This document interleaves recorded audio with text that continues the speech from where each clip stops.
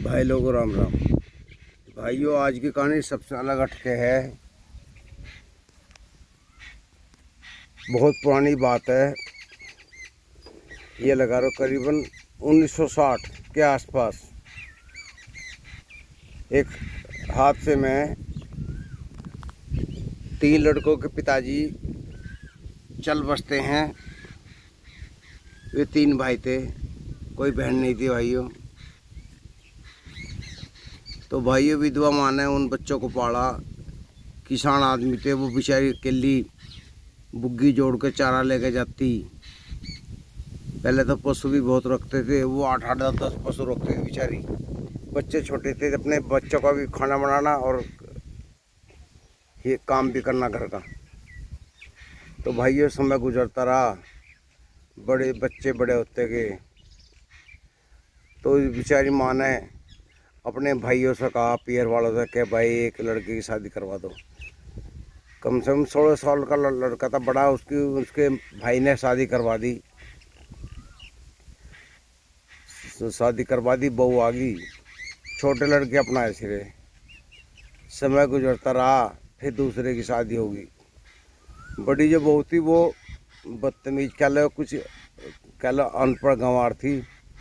और उस ज़माने में रेडियो का ज़माना था, वो रेडियो चलाया करती थी पूरी स्पीड पे। माँ अगर कुछ आवाज़ दे रही है तो वो बिल्कुल नहीं सुनती थी, खूंटी पे टांग के रेडियो को फुल स्पीड पे चलाया करती थी। माँ गुस्से में आती, उस रेडियो को फेंक के मारती, फिर रेडियो फूट जाती हो। सास बहू में तकरार होती रही, समय गुजरता रहा। तो भाइयों, माँ परेशान होगी बहू से, और वो बहू जो थी हाथ चलाती, घर में चोरी करती, पैसे हटा लेती, हटा के पड़ोसी को रख देती, फिर अपने पियर पुचा देती। भाइयों, फिर कुछ समय बाद में दूसरे लड़के की शादी होगी। समय गुजरता रहा, दुरानी जेठानियों में लड़ाई होने लगी कि वो तो बड़ी, तो ये चाहती थी अकेली मालिक रहे। फिर तीसरे की भी शादी होगी। समय गुजरता रहा, जमीन थी 50-60 बीघे। तो भाइयों, माँ ने सोची मकान बना लो। मकान में काम चल रहा था, मिस्त्री मंडे हुए थे। किसी बात में सास बहू की लड़ाई होगी, बहुत तकड़ी, बदतमीज से बोलने लगी। उसने अपनी सास का, बहू ने गड़ घंट पे दे लिया, खाट पे गिर कर उसका गला घोट दिया। तुझे मारूंगी मेरी शौक। तो भाई, वहाँ मिस्त्री मंडे हुए थे, राज मिस्त्री, उन्होंने भाग के वो छुटाई आवाज़ सुन कर। फिर उसका छोटा लड़का आ गया। तो वहाँ 2-4 मोहल्ले इकट्ठे होते, क्या बात होगी। माँ ने रो कर बताया, न मेरा आज गला दबा दिया, मुझे मारती हो। तो उसके छोटे जो लड़का था उसे बड़ा गुस्सा आया। उसने कहा, क्या मतलब तन्ने माँ के गले कहा, मैं तो ऐसी करूँगी। कहा, होश में ले रह ले तू, जिस माँ ने हमें पाला परवरिश करा, चाहती है भाग जाती या शादी कर लेती, हमारा तम तो बर्बाद होते।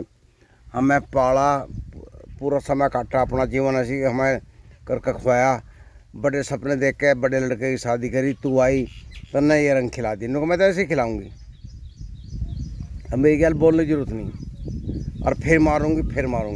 उस लड़के को गुस्सा आ जा, उसने 2-3 चांटे दिए उसमें, वो उसके गले में गल गई, उसके लत्ते फाड़ दिए उनने। लमडे का हाथ में आ गया खड़वा, उसने उस पर खड़वा बजा दिया। 8-10 लठ दिए कमर में, कड़े कड़े, वो पाँव फैला गई।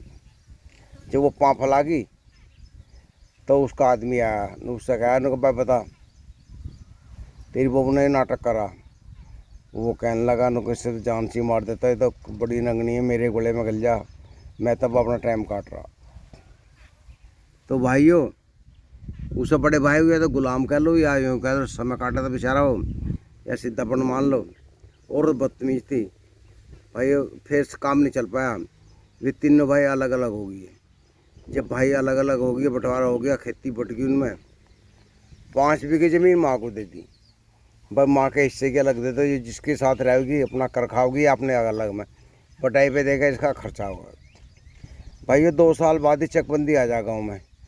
चकबंदी में चक्कटी के तीनों भाइयों के नाम पे, क्योंकि पिताजी गुजर गए थे उनके, खाता संभलाती जमीन, नाम तो पहले चढ़ गया था। तो माँ ने रोक अपने भैया को बुलाया, उनको देखो मेरे पूजा 5 बीघे ज़मीन दी थी वो भी नहीं दे रहे। तो दोनों लड़के तैयार हो गए, बड़े ने मना कर दी। बड़ा कहने लगा ये क्या होटल पर रोटी खाने जाएगी, मार के ले, हम क्या मना कर रहे। माना कहते थारी गल तो मैं रहने की नहीं। तो वो बहू कहने लगी मैं तो नहीं रखूँ, ना मैं रखूँ ना ज़मीन दूँ। उल्टी गले में गल गई। तो उन्होंने छोटे ने कहा उनको माँ कोई बात नहीं, तू हमारे पास रहो, हमें ज़मीन की कोई ज़रूरत नहीं है, ज़मीन बती हमारे पे, तू ज़मीन छोड़ दो अपना हिस्सा। तो भाई वो माँ वो रहने लगी। माँ को वही मलाल इस बात का कि मेरी बहू मेरी बात नहीं मानती, रोवे मारो। भाइयों फिर कई साल समय गुजर गया। समय गुजरने में माँ बीमार होगी, अस्पताल में भर्ती होगी। तो वहाँ देखने के वो बड़ी बहू भी गई देखने। बड़ी बहू जो थी ठाली थी, उसका लड़के की शादी हो गई थी। तो वो अपना वहाँ जो छोटी थी उनका बालक, छोटे बालक थे, वे नहीं सेवा कर पाए। वो अस्पताल में 10-12 दिन वहाँ रहेगी। 10-12 दिन रहेगी। तो माँ कहने लगी अपने लड़के छोटे रहने को, भाई एक काम करिए, मैं बच्चे तो हूँ नहीं, पर जो मेरे चीज़ जेवर है ना, ईमानदारी से तीनों जगह बांट लियो, इसे भी दे दियो, पढ़ाने जैसे भी करा। लास्ट टाइम में मेरे साथ आ गई, कोई बात नहीं। वो हंस कहने लगा छोटा लड़का, उनको माँ कोई बात नहीं, मैं खुद ही बांट दूँगा। तो भाइयों उसकी हाँ कर ली। माँ गुजर जाती है। गुजरने के बाद में 13वीं का नंबर आया। तो मामा भी आ रहे थे उनके। उसने कहा भाई 13वीं सज्जे करोगे या कैसे करोगे। वो कहने लगा बड़े वाला सज्जे करेंगे। तो भाई जब भी 10-5 हज़ार रुपये लगे, 13वीं कर ली माँ की। माँ की कुछ चीज़ थी जो वो छोटे के पास थी। तो छोटा लड़का जो था वो चीज़ लेकर गया थाली में रख के। उनको भाई ये चांदी की है, ये सोने की है, अपना बांट लो, 3 त्याग कर लो। बड़ी बहू ने लेके वे चांदी की चीज़ जो थी हाथ में उछाड़ के देखी नो को वजन तो कम ना। छोटे गुस्सा गया, कहने लगा तेरी आदत नहीं जाने की, सब बराबर है, मैं पहले बराबर है, कोई से छांट ले। तो उन्होंने अपनी मर्जी की छांट ली। कोई बात नहीं, समय गुजरता है। तो भाइयों जब समय गुजरा, फिर माँ तो गुजर गई, वे अपना कर खाने लगे अलग। भाई ये भगवान की ऐसी करनी हुई, बड़ी के घर का नाश हो गया। आप भी मर गई, आदमी मर गया, बस मैं कह नहीं सकता कुछ।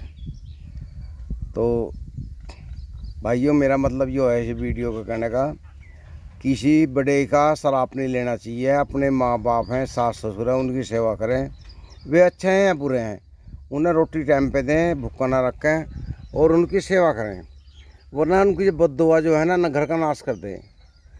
तो मेरा मतलब यह है भाइयों, अगर आपके आसपास में कोई भी हो, बड़ों की बाजा आदमी रंडवा हो, उसकी ज़मीन मिल जा, वो फलती नहीं। क्यों नहीं फलती? क्योंकि उसका पूरा जीवन नहीं सेवा कर पाते हुए। या तो उसे धोखा दे देंगे जैसे करेंगे, या वो लास्ट में का पछता का शराब देता है कि यार मैं गलती कर गया, मेरे हाथ कट गए, जुल्म हो गया मेरे हाथ से, यो हक जो था मेरा इनका नहीं था, इन्होंने ज़बरदस्ती ले लिया मेरा पटाख है और अब मेरी सेवा नहीं कर रहे। तो ये बद्दुआ नहीं होनी चाहिए। अगर आप बद्दुआ लोगे तो आपका विनाश तय है। भाइयों वीडियो समाज के लिए एक संदेश है। आपको अच्छी लगी हो लाइक करना, और भाइयों कम से कम 2 आदमी को जरूर शेयर कर देना। नमस्कार।